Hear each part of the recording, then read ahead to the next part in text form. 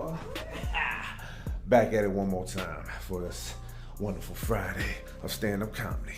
Whatever shenanigans will we get into today? We'll find out. Welcome back to Eddie B TV. I am, of course, Eddie B. Nice to see y'all. And we are back at you again today for another reaction video.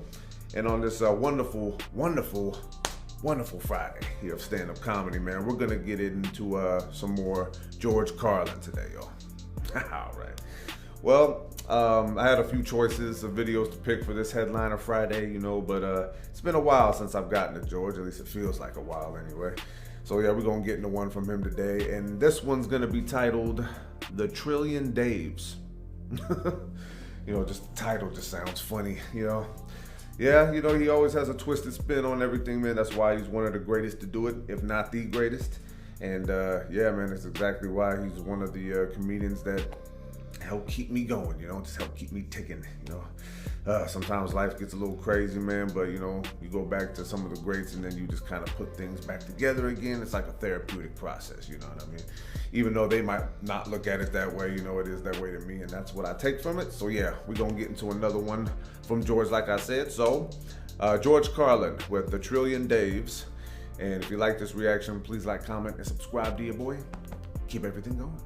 All right. So yeah, man, got into some good stuff this week, and makes me laugh, you know what I mean, and makes me reminisce about old times. You know, it's always that whirlwind of emotions that overcomes me every day, and it keeps me still going to this day. So yeah, let's see what my man's talking about with this one. George Carlin with The Trillion Daves, right here on Eddie B TV. Wonderful Friday of stand-up comedy. Let's close out the week strong, people.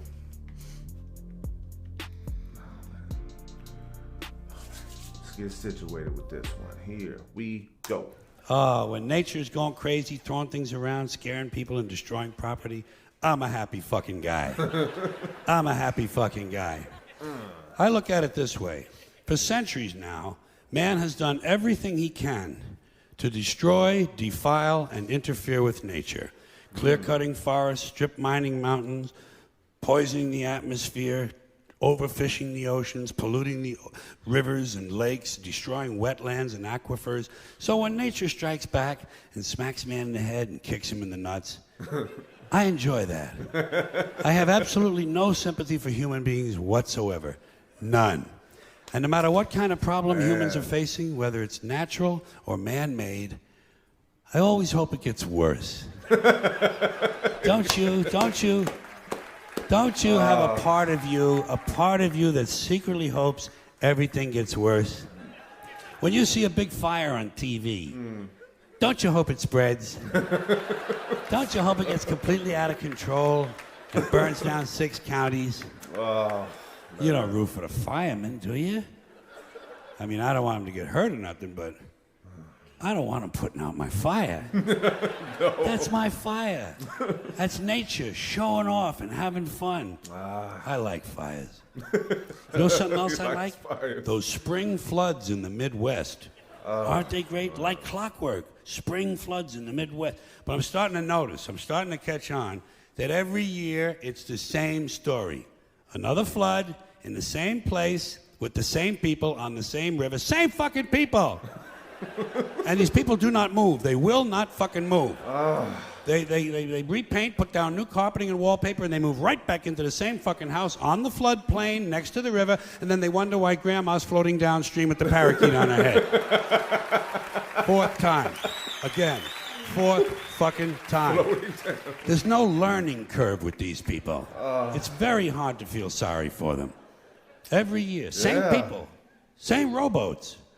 Out there paddling around, rescuing a chicken. Oh, gosh. What the fuck kind of a life is that? Well, our kids love it here. Oh, really? What do they got, gills? And while they're showing all that shit on the screen, the announcer is saying to me, It's been raining steadily for 3 months now. The ground can't hold any more water. The river is cresting higher than it has in 2 centuries. The levees have washed away, and I just hope it keeps raining and raining and raining and raining and raining and raining and raining and raining and raining and raining and raining and raining and raining, and it rains steadily for 5 years. And then after that, for 10 years, it's cloudy. Oh. With occasional showers. And the river never returns to its natural banks. It becomes a completely new river. And the borders of 3 states have to be changed. And all the maps and atlases have to be redrawn and reprinted. Oh, damn. And no one's couch ever completely dries out. For years and years, every time they sit down, there's always a little squish. Dan, Linda, come on in, you guys. Have a seat. Squish, squish. I like that. Damn. I'm an interesting guy. Good memories, huh? I always hope that no matter how small the original problem is, it's going to grow into bigger and bigger proportions that get completely out of control. And I'll give you a concrete example. Let's say a water main breaks in downtown Los Angeles and it floods an electrical substation, knocking out all the traffic lights and tying up the entire city, and emergency vehicles can't get through.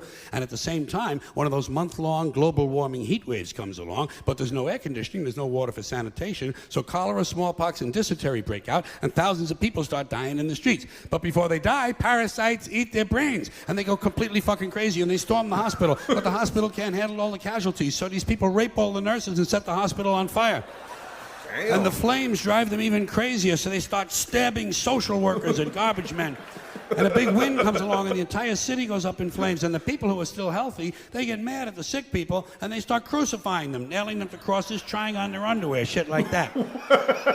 Then everybody smokes crack and PCP, and they march on City Hall, where they burn the mayor at the stake, strangle his wife, and take turns sodomizing the statue of Larry Flint. And at this point, it looks like pretty soon things are going to start to get out of control. Oh, pretty soon. So everybody panics and tries to leave the city at the same time. And they trample each other to death in the streets by the thousands, and wild dogs eat their corpses. And the wild dogs chase the rest of the people down the highway, and one by one the dogs pick off the old fucks and the slow people because they're in the fast lane where they don't belong. Get the fuck out of the fast lane if you're an old fuck, if you're a slow fuck. Get over on the right. Get over on the right. And then, over on the right, man. And the lucky ones, the lucky people who manage to make it all the way outside of town, they discover when they get there that big sparks from the city have lit the suburbs on fire, and the suburbs burn uncontrollably, and thousands of identical homes have identical fires with identical smoke, killing all the identical soccer moms and their identical kids named Jason and Jennifer. And now the fire spreads to the farmlands, and the farmlands burn intensely at 425 degrees, creating millions of baked potatoes. And as the farmlands burn, thousands of barns and farmhouses begin to explode from all the hidden methamphetamine labs. And the meth chemicals run downhill into the rivers and streams where wild animals drink the water and get completely geeked on speed. Oh, damn. So bears and wolves, amped up on crank, start roaming the countryside looking for people to eat, even though they're not really hungry. And the fire spreads to the forest, and the forests burn furiously, and hundreds of elves and trolls and fairies come running out of the woods screaming, Bambi is dead, Bambi is dead. And he is. Finally, that fucking little cunt, Bambi, is dead. Dead. Now hundreds of regional fires come together into one huge interstate inferno, and all 12 of the western United States are burning out of control, except Utah, where the Mormons don't allow fires. Oh, my. And the fire spreads across the Great Plains, toasting the wheat, cooking the cattle, and producing hamburgers, actually. Oh. Then it leaps the Mississippi and races through the South, blowing up stills, interrupting lynchings, and killing millions of inbred people. And then it turns northeast and it heads for Washington, D.C., where George Bush can't decide if it's an emergency or not. He can't decide this. He doesn't know. It's hard. Oh, it's hard work. You know? Oh, God. No. Oh, that's good. He can't decide because Dick Cheney is in prison. So instead, he takes a nap. My God. He takes a nap. He puts his empty, fucking brainless head down on the little pillow his mother gave him at Christmas time, and he takes a fucking nap. So the fire moves to Philadelphia, but it's a weekend, and Philadelphia's closed on the weekends. So the fire moves to New York City, and the people in New York tell the fire to go fuck itself. Go fuck yourself. Yeah. And it does. Get out of here. Yeah. And it does. So instead, it burns down Long Island and Connecticut, killing all the rich white assholes and completely destroying their evil faggoty golf courses. And while all this is going on, Canada burns to the ground, but nobody notices. Oh, Canada. Come on. And now the entire North American continent is on fire, producing a huge thermal updraft and creating an incendiary cyclonic macro system that forms a hemispheric megastorm, breaking down the molecular structure of the atmosphere and actually changing the laws of nature. Fire and water combine, burning clouds of flaming rain fall upward. Gamma rays and solar winds ignite the ionosphere, creating huge clouds of ionized plasma. Bolts of lightning 20 million miles long begin shooting out of the North Pole, and the sky fills up with green shit. And then suddenly, the entire fabric of space-time splits in two. A huge crack in the universe opens, and all the dead people from the past begin falling through. Oh. Babe Ruth, Groucho Marx, Davy Crockett, Tiny Tim, Porky Pig, Hitler, Janis Joplin, Alan Ludden, my Uncle Dave, your Uncle Dave. Oh, my Uncle Dave. Everybody's Uncle Dave. An endless stream of dead Uncle Daves falling through the crack. Is that the truth? And all the dead Uncle Daves gather around a heavenly kitchen table. They light up cigarettes and they begin to talk. They talk about how they never got a break, how their parents didn't love them and their children were ungrateful. They talk about how the government screwed them out of money and they just missed out on a big job. They say the Jews own everything and the blacks get special treatment. And all the hatred and bitterness drips out of these people and forms a big pool of liquid hate. And the pool of liquid hate begins to spin. Round and round it spins, faster and faster. And the faster it spins, the bigger it gets. Faster and faster, bigger and bigger, until the whirling pool of hate is bigger than the entire universe. And then suddenly it explodes into trillions of tiny stars. And every star has a trillion planets. And every planet has a trillion Uncle Daves. And all the Uncle Daves have good jobs, perfect eyesight, and shoes that fit. They have great sex lives and free health care. They understand the internet. Their kids think they're cool, and they all love their neighbors. And every week, without fail, Uncle Dave wins the lottery. Forever and ever, till the end of time, every single Uncle Dave has a winning ticket. And Uncle Dave is finally happy. Now do you see why I like it when nature gets even with humans? Thanks for coming in here tonight. Oh, that's it. Yeah. Thank you. See you later. Oh, man. I tip my hat to you, George.